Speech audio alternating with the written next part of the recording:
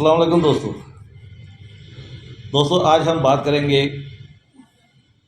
कि single dose के मतलब। बाद दफ़ा होता ये है कि हम जब दवा को बहुत अच्छे तरीके से केस टेकिंग करने के बाद, केस रेपराइज करने के बाद दवा की जब सिलेक्शन करते हैं और दवा भी ज़बरदस्त सेलेक्ट होती है, लेकिन पेशेंट को आराम नहीं आता। आखिर इसकी वजह क्या है दोस्तों? असल में हमारा माइंड जो है ना, वो एलोपैथी स्टाइल में है कि हम दवा की भरमार कर देते हैं सुबह दोपहर शाम, कोई भी टेंसी हो, छोटी हो या बड़ी हो, जिससे केस ये ख़राब हो जाता है। ख़राब क्यों होता है? इसके लिए आपको सबसे पहले ये समझना पड़ेगा कि हमारी होम्योपैथी दवा किस तरीके से मरीज़ को शफा याबी से हमकिनार करती है। दोस्तों, हमारी जो दवा होती है उसका काम सिर्फ इतना होता है कि उसने वाइटल फोर्स को स्टिमुलेट करना, ना कि खुद जाके एलोपैथी दवा की तरह मुख्तलिफ साल्ट्स जो हैं जिस्म में मौजूद होते हैं उनको ग्रो अप करना होता है, बल्कि इसने सिर्फ वाइटल फोर्स को स्टिमुलेट करना है और बाकी सारा काम वाइटल फोर्स से करना है। इसी तरीके से एक बहुत मशहूर केस है डॉक्टर हनेमैन का, कि जब डॉक्टर हनेमैन ने शुरू में होम्योपैथी की प्रैक्टिस को आम किया तो बहुत से एलोपैथी डॉक्टरों ने इसकी मुखालफत की और उन्होंने अपने एक होनहार शागिर्द, जिसे डॉक्टर हेरिंग कहते थे, हेरिंग को डॉक्टर हनेमैन की तरफ भेजा कि जाओ आप उनकी शागिर्दी इख्तियार करो, उनके सिस्टम को समझो और उनमें से जो खामियां हैं वो हमें बताओ, ताकि हम उसके ख़िलाफ़ कोई कानूनी कार्रवाई करके प्रैक्टिस पे बैन लगाएं। लेकिन जब डॉक्टर हेरिंग डॉक्टर हनेमैन के पास आए तो एक औरत उनके पास आई दुआ लेने के लिए। तो डॉक्टर हनेमैन ने सारा केस देखकर उससे एक कतरा दुआ का पानी में डाल के उसको दिया और साथ ही ये शिफा का फतवा दे दिया कि जाओ आप ठीक हो। उस औरत ने दुआ खाई और चली गई। डॉक्टर हेरिंग के लिए ये बहुत ताज्जुब की बात थी। उसने कहा, आपने ये क्या किया? ये औरत कभी भी ठीक नहीं होगी। डॉक्टर हनेमैन ने कहा, ये ठीक होगी, 3 दिन का इसे टाइम दिया है, 3 दिन के बाद ये दोबारा आकर बताएगी। अगर कोई कमी बेशी हुई तो हम इसे दोबारा दुआ देकर शफा की तरफ गामजन कर देंगे। 3 दिन के बाद डॉक्टर हेरिंग दोबारा उनके पास गए, देखा कि वो औरत नहीं आई। उन्होंने कहा कि देखा था, मैंने कहा था कि वो औरत नहीं आई।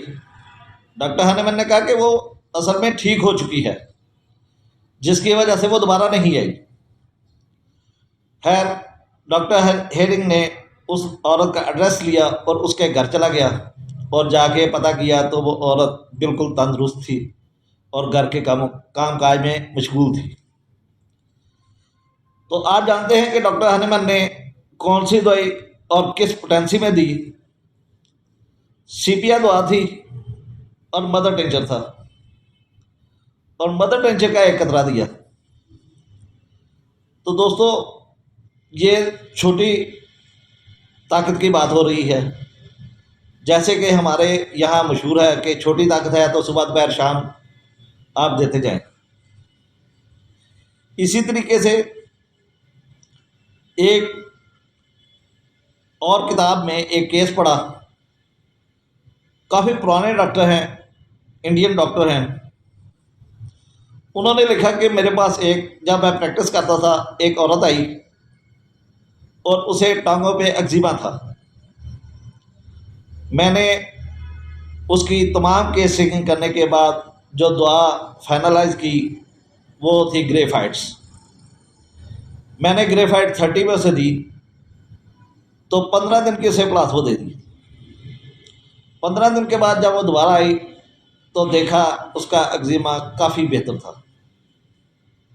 मैंने फिर 15 दिन की प्लास्बो दे दी और 1 महीने के बाद जब वो दोबारा आई यानी कि दूसरे टर्म में आई तो काफ़ी बेहतर थी। फिर मैंने 15 दिन की प्लास्बो दे दी और तीसरे टर्म में जब वो आई तो 1.5 माह गुजर चुका था और पेशेंट ने बताया कि मैं पहले से बहुत ज़्यादा बेहतर हूँ और स्किन भी साफ हो रही है। लेकिन उसने कहा ऐसे लगता है जैसे अब मुझे आराम आना बंद हो गया है, यानी कि अब मज़ीद शफा याबी नहीं नसीब हो रही। तो डॉक्टर ने 30 की एक और डोज दे दी ग्रेफाइट्स की। जब वो मज़ीद 15 दिन के बाद आई यानी कि 2 माह के बाद आई तो उसकी हालत इतनी ख़राब थी कि जैसे पहले दिन आई थी वैसे ही केस दोबारा स्टार्ट हो चुका था। तो डॉक्टर साहब ने लिखा है कि मैंने अफसोस किया कि काश मैं थोड़ा सब्र कर लेता कि 30 ग्रेफाइट्स की एक डोज देने के बाद 1.5 माह के बाद उन्होंने दोबारा अप्लाई किया और एग्रावेशन हो गई। तो वो ये सोचते हैं कि मैंने दुआ को जल्दी दोहरा दिया है। दोस्तों, आपने अक्सर देखा होगा कि ये तो हमारे कल्चर में अक्सर चलता है कि 30 सुबह दोपहर शाम, लेकिन मरीज़ शफा याबी की तरफ गामजन हो रहे होते हैं। दोस्तों, बात यह है कि एक होना मरीज़ का ठीक होना यानी कि मर्द का ठीक होना, एक बात है मरीज़ का ठीक होना। अगर हम बार बार किसी दुआ की रेपिटेशन करते हैं तो क़ुव्वत हयात में इतनी हलचल पैदा हो जाती है कि वो केस को सप्रेस कर देती है और जब केस सप्रेस हो जाता है तो हम ये समझते हैं कि मरीज़ शफा याब हो चुका है, लेकिन ऐसी बात नहीं है। कोशिश करें कि जब भी आप मरीज़ की केस हिस्ट्री लें और केस के बाद जब आप दुआ फाइनल कर दें, पोटेंसी आप सेलेक्ट कर लें, तो क्लिनिक पे ही उसे एक डोज इस्तेमाल करने के लिए दे दें। और उसके बाद अगर आप 7 दिन की दवा देते हैं, हफ्ते की या 15 दिन की या 4 दिन की, जैसे भी आपकी रूटीन है, तो उसके साथ प्लाज्मा का इस्तेमाल करें। और दूसरे विज़िट में उससे आप पूछें कि भाई दुआ ने क्या काम किया, कि कितनी बेहतरी हुई या बिल्कुल सिरे से बेहतरी नहीं हुई। तो फिर आपको इजाज़त है कि आप दुआ दोबारा रिपीट कर सकते हैं। और ये भी नहीं कि एक हफ्ते के बाद जब मरीज़ आए तो आप पूछें और मरीज़ कहे कि जी थोड़ा सा आराम है, लेकिन आप समझें कि दुआ की रेपिटेशन की ज़रूरत थी जो मैंने नहीं की। तो आपने जज करना है कि कितनी देर तक एक खुराक ने काम किया है। हो सकता है वो दुआ आपको डेली देनी पड़े, हो सकता है वो 4 दिन के बाद देनी पड़े, हो सकता है वो 15 दिन या उससे भी ज़्यादा अरसे के बाद इस्तेमाल करवानी पड़े। दुआ की रेपिटेशन के ख़िलाफ़ नहीं, लेकिन रेपिटेशन प्रॉपर होनी चाहिए। और सिंगल रेमडी का कमाल है, सिंगल रेमडी और सिंगल डोज का ये कमाल है कि जब आप दुआ देकर वेट करते हैं तो फिर मरीज़ के मर्ज़ में और मरीज़ में तब्दीली आनी शुरू हो जाती है।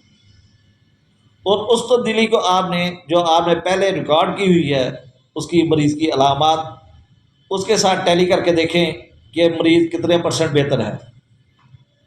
अगर मरीज़ बेहतरी की तरफ गामजन है तो कोशिश करें कि दुआ को रिपीट ना करें।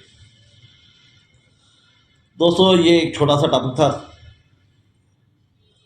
तो उम्मीद है कि जो बात मैं आपको समझाना चाह रहा हूँ आप समझ चुके होंगे। इंशाल्लाह अगली वीडियो में किसी नए टॉपिक के साथ फिर मुलाकात होगी। अल्लाह हाफिज़। अल्लाह निगहबान।